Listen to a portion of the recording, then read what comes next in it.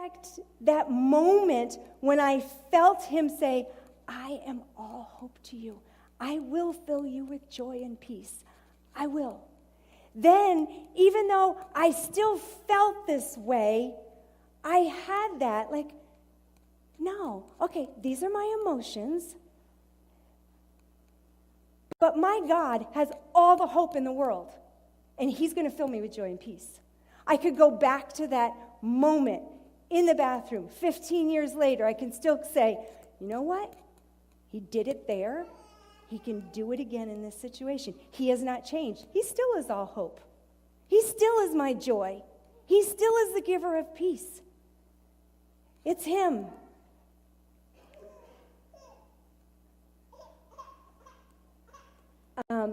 This is my practical part, because that's where I love.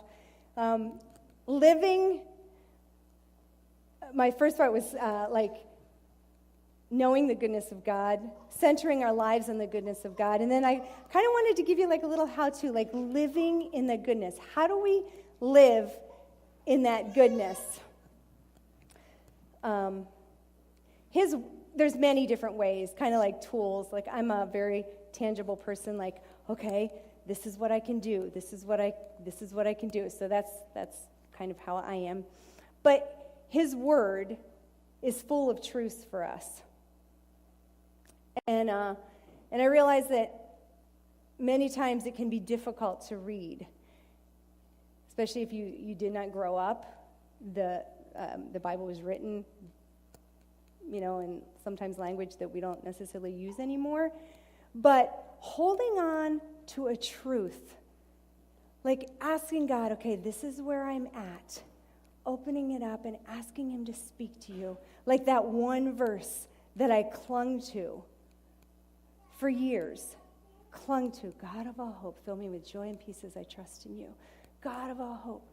Like his word can center you, can bring you back to that place where you can acknowledge him.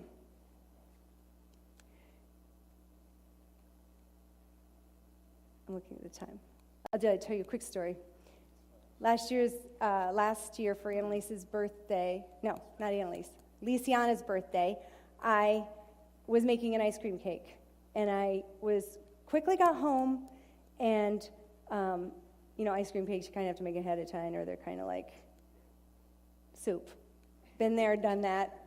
It became the moon.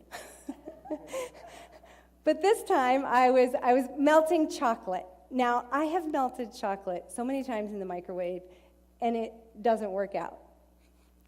And yet I keep doing it. It's like, I'm in a hurry. This time it'll work out. This time it'll work out. So I put it in there, and then I saw on my microwave that there's actually a melt button. I was like, oh, who knew? And I pushed melt, and then it said, press 1 or 2. So I was like, okay, I'll press, 1. And it was like chocolate. I was like, my word, this microwave's amazing. And then it said, I went to push start, and it says press 1 or 2. So I press it again, and it has like the ounces. How many ounces? I was like, who knew? Anyway, and it melted it perfectly. Okay, all that to say, I didn't know what my microwave could do because I never read the manual. I never looked at it. I still haven't. It could probably do amazing things.